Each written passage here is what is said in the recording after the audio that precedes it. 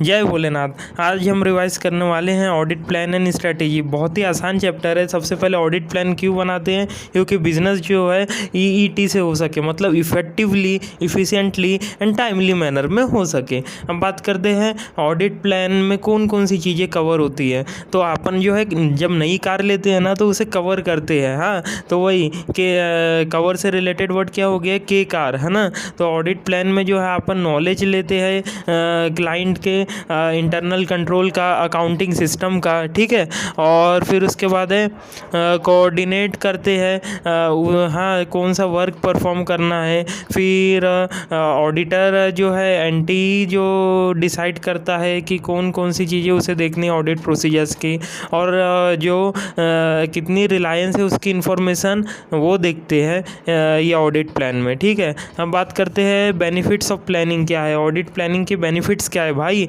Auditor को भाई problem हाँ, तो प्लानिंग जो है ना वो स्कैम्स को पकड़ने में मदद करती है ऑडिटर के, है ना। तो वही है, तो सबसे पहले प्रॉब्लम्स को आइडेंटिफाई एंड रिजॉल्व करने में मदद करती है ना। और ऑडिटर को जो है कौन से सिलेक्ट करने हैं टीम मेंबर्स, उसमें मदद करती है। कोऑर्डिनेट करने में मदद करती है टीम मेंबर्स को। फिर ऑडिट ए से अटेंशन देने में मदद करती है कि कौन से ऑडिट एरियाज पे ज़्यादा अटेंशन दे। फिर एम से मैनेज करने में मदद करती है, ये एंगेजमेंट टीम मेंबर्स को उनको डायरेक्ट करने में मदद करती है ना। एंगेजमेंट को भी मैनेज करने में मदद करती है। और एस से सुपरवाइज करने में मदद करती है ये टीम मेंबर्स को, एंगेजमेंट टीम मेंबर्स को भी मदद करती है, ठीक है। अब बात करते हैं ऑडिट स्ट्रेटेजी, है ना। नहीं, उससे पहले प्लान की और कुछ बातें कर लेते हैं कि ऑडिट प्लान जो है हाँ, उससे पहले प्लान बनाने से पहले कौन से ऑडिट प्रोसीजर्स को प्रायर कंसीडरेशन में रखते हैं, मतलब प्लानिंग बनाने से पहले। तो सबसे पहले अपन मटेरियलिटी डिटरमाइन करते बिजनेस की एंड रेगुलेटरी रिक्वायरमेंट चेक कर लेते हैं, है ना। इसलिए मटेरियलिटी डिटरमाइन करते हैं, रेगुलेटरी रिक्वायरमेंट चेक करते हैं लीगल वाली, और एक्सपर्ट का रैप देख लेते हैं विथ एनालिटिकल प्रोसीजर्स। अब बात करते हैं डिस्क्रिप्शन। हाँ, ऑडिट प्लान में जो है कौन सी चीज़ का डिस्क्रिप्शन होता है, बेसिकली क्या इंक्लूड करता है ऑडिट प्लान, बहुत ही आसान है। एंटी इंक्लूड करता है ऑडिट प्लान। एंटी मतलब एंटी रैप का हो गया, ऑडिट प्रोसीजर्स का हो गया एट असर्शन लेवल, या अदर ऑडिट प्रोसीजर्स का हो गया जिसमें अपन कंप्लाई करते हैं ऐसे को।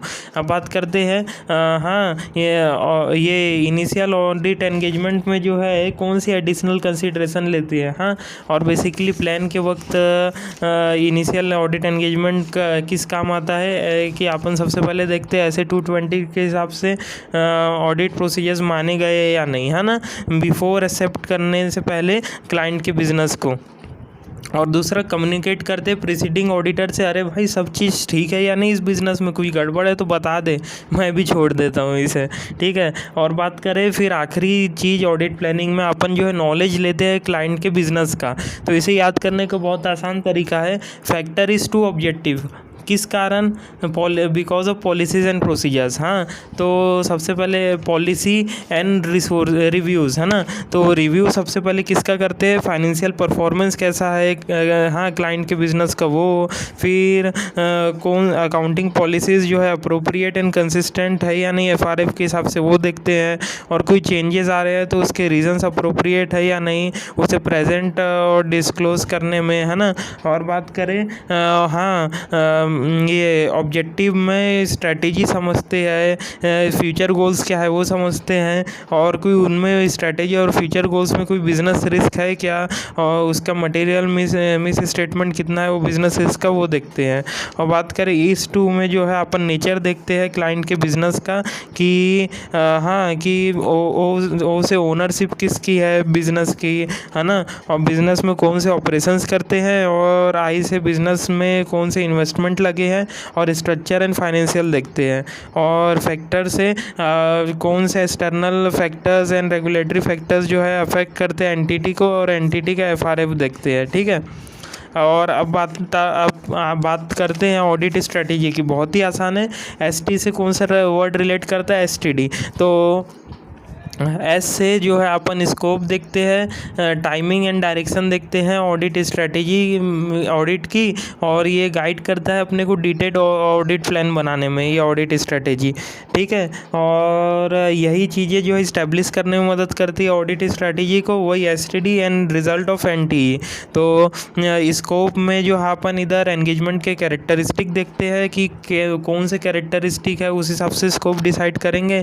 टाइम में जो है अपन जो है किस टाइम पे रिपोर्ट करें, ऑब्जेक्टिव्स एंगेजमेंट के वो देखते हैं। और डायरेक्शन में अपन डायरेक्ट करते हैं टीम मेंबर्स को सिग्निफिकेंट फैक्टर्स को लेके। और रिजल्ट ऑफ एनटी तो बहुत ही आसान है, नेचर टाइम एंड एक्सटेंट देखते हैं ऑफ रिसोर्सेज जो कि नेसेसरी है अपने को परफॉर्म करने के लिए एंगेजमेंट। और रिजल्ट में जो है अपन प्रीलिमिनरी एंगेजमेंट एक्टिविटीज़ कोई करना है क्या, वो देखते हैं। ठीक है, और बात करें आखिरी पॉइंट कि ऑडिट स्ट्रेटेजी जो है ना अपने को असिस्ट करता है, हेल्प करता है जो रिसोर्सेज है उनको लेके, कि व्हाट रिसोर्सेज, कौन से रिसोर्सेज अपन डिप्लॉय करें, जैसे कि एक्सपीरियंस टीम मेंबर्स करें या नहीं, एक्सपर्ट लगाए या नहीं, या फिर ऐसी जनरल लोगों से काम हो जाएगा, है ना। फिर कितने रिसोर्सेज लगाए, amount of resources to be allocate to specific audit areas, है ना, कि कितना एलोकेट करें, कितने नंबर ऑफ टीम मेंबर्स लगाए, कितना ऑडिट बजटेड आर्स, कितने ऑडिट बजट करे, है ना। और फिर कब डिप्लॉय करें ये resources, when to deploy this resources, है ना। कट ऑफ डेट पे करें या बीच में कर दे इंटरिम ऑडिट स्टेज पे। और उसके बाद बात करें ये, हाँ, और कैसे ये रिसोर्सेज को अपन मैनेज और डायरेक्ट करें, how such resources will be manage direct and supervised, है ना। हाँ, तो मैनेज और डायरेक्ट करने के लिए उनका रिव्यू लेंगे, ब्रीफ करेंगे, डीब्रीफ करेंगे, है ना। ये सब मदद करता है ऑडिट स्ट्रेटेजी। अब बात करें ऐसी जनरल टॉपिक कि एंगेजमेंट टीम मेंबर्स है ना, उन्हें अपन डायरेक्ट एंड सुपरवाइज कैसे करते हैं। हाँ, तो बहुत ही आसान है, अपन कार में बैठ के अपने एंगेजमेंट टीम मेंबर्स को बताते हैं कि सबसे पहले साइज़ देखना भाई तुम लोग एंटिटी का, ये देखो एंटिटी इतनी बड़ी है, हाँ, और कोई कॉम्प्लेक्सिटी है ना, तो उसका risk of material miss engagement देख लेना, कितना रिस्क है भाई उस कॉम्प्लेक्सिटी में। ठीक है, और उस एरिया पे तुम ज़्यादा फोकस करना, मतलब उस एरिया पे ज़्यादा ऑडिट करना, हाँ, और अपनी कैपेबिलिटी एंड कॉम्पिटेंस लगाना बड़े अच्छे से उस एरिया पे। ठीक है, तो ये अपन जो है इंडिविजुअल टीम मेंबर्स को बोलते रहते हैं। ठीक है, अब अपन ऐसे जनरल अभी रिवाइज कर रहे हैं ऑडिट प्रोग्राम को। तो ये कुछ नहीं, ऑडिट प्रोग्राम ये सीरीज़ ऑफ वेरिफिकेशन प्रोसीजर है जो कि अपन फाइनेंशियल स्टेटमेंट में अप्लाई करते हैं, और जो अपने को काम आता है एविडेंस के लिए और ओपिनियन देने के लिए, है ना। तो वही ऑब्टेन करने के लिए एविडेंस जो कि सफिशिएंट एंड अप्रोप्रिएट है, और ओपिनियन देने के लिए फाइनेंशियल स्टेटमेंट में। ठीक है, और बात करें वन ऑडिट प्रोग्राम जो है सूटेबल नहीं है ऑल बिजनेस के लिए, क्योंकि बिजनेस जो है वेरी होते रहते हैं, साइज़, नेचर और उनके ये क्या बोलते हैं, साइज़, नेचर और कंपोजिशन ऑफ बिजनेस, है ना। अब बात करते हैं, हाँ, periodic review of audit program करना ज़रूरी है, क्योंकि उससे अपने को यूटिलिटी पता चलती है बिज़नेस की, कोई इनएडिक्वेसी वीकनेस है तो उसे रिमूव करने में मदद मिलता है, और साथ में रिजिड एंड इनफ्लेक्सिबिलिटी उसे भी रिमूव करने में मदद मिलता है, और क्लाइंट के बिज़नेस में कोई चेंजेस आ रहे हैं तो अपने को पता चलते हैं, अपन आउटडेटेड या नेग्लिजेंट नहीं रहते हैं। ठीक है, अब बात करते हैं ऑडिट प्रोग्राम में जो है अपन, हाँ, ये कहाँ से एविडेंस, कौन कौन से फील्ड से एविडेंस को पिक करेंगे, बहुत ही आसान है। हाँ, अपन एग्जामिनेशन करेंगे डॉक्यूमेंट और फिज़िकल भी, और बात करें स्टेटमेंट एंड एक्सप्लेनेशन मांगेंगे मैनेजमेंट से और थर्ड पार्टी से, ये सबसे अपने को कुछ एविडेंस मिल जाएंगे। हाँ, और फिर इंटरनल कंट्रोल के रिकॉर्ड्स देखेंगे, और रिकॉर्ड्स की अरिथमेटिकल कैलकुलेशन और मिनट्स देख लेंगे, है ना। इससे अपने को एविडेंस मिल जाएंगे, यहाँ से हम पिक करेंगे ऑडिट एविडेंस। अब बात करें, और हाँ, ऑडिट प्रोग्राम को कंस्ट्रक्ट कैसे करते हैं, तो ज्योति बोली कि मैं कर लूँगी, तो वो बोली मैं कर लूँगी, तो मैम ने वो क्या बोली, अपना सीवी दिखाओ, तो मैम ने सीवी और वो आश्चर्य से बोले। तो सबसे पहले बात करते हैं ऑडिट प्रोग्राम में कैसे कंस्ट्रक्ट करते हैं। सबसे पहले स्कोप एंड लिमिटेशन बना देते हैं उस ऑडिट प्रोग्राम की, फिर कौन से एविडेंस अवेलेबल एप्लीकेबल है इसके बारे में देखते हैं, और कोई एरर है क्या वो ऑडिट प्रोग्राम में वो देखते हैं, और फिर कोऑर्डिनेट करते हैं ये ऑडिट प्रोग्राम को, हर जन को बताते हैं, और वी से हाँ स्टेप्स लगाते हैं वेरिफिकेशन पर्पज़ के लिए कौन से लगाएंगे, और वो से डब्ल्यू क्या है रिटर्न, हाँ रिटर्न ऑडिट प्रोग्राम जो है बनाते हैं, और ये ऑल ऑडिट एरिया में इसका ऑब्जेक्टिव, ऑल ऑडिट एरिया में कौन सा ऑब्जेक्टिव इंक्लूड होगा है ना, वो ऑडिट प्रोग्राम में लिख देते हैं। ठीक है, बात करें ऑडिट प्रोग्राम की एडवांटेजेस क्या है, कि एडवांटेजेस एक तो असिस्टेंट को लेके और प्रिंसिपल को लेके, कि असिस्टेंट के सिलेक्शन में मदद करता है ऑडिट प्रोग्राम, उसे क्लियर सेट ऑफ इंस्ट्रक्शंस देने में मदद करता है, और टोटल पर्सपेक्टिव ऑफ वर्क बताने में उसे मदद करता है। ठीक है, और साथ में ट्रैक, ये सब हो गया तो ट्रैक करने में मदद करता है वो असिस्टेंट के वर्क को। ठीक है, और एक जनरल बात है कि ये ऑडिट प्रोग्राम जो है असिस्टेंट को ही लेके, असिस्टेंट अगर ऑडिट प्रोग्राम रिटर्न में बनाएगा ना तो danger of over leaking of the financial statement कम हो जाती है। ठीक है, अब प्रिंसिपल को लेके कि प्रिंसिपल भी जो है ये ऑडिट प्रोग्राम्स के हेल्प से प्रोग्रेस क्या हुई है उस ऑडिट में वो जो है ट्रैक कर सकता है। ठीक है, और एक आखिरी जनरल बात है कि ऑडिट प्रोग्राम फ्यूचर ऑडिट में भी काम आते हैं और एविडेंस के तौर पे भी काम आते हैं, कि अपन जो है अपने को कोई अपन नेग्लिजेंट थे ऐसा नहीं बोल सकता है, चार्ज ऑफ नेग्लिजेंस से बचाता है। अब डिसएडवांटेजेस क्या है ऑडिट प्रोग्राम के, केवल दो ही हैं।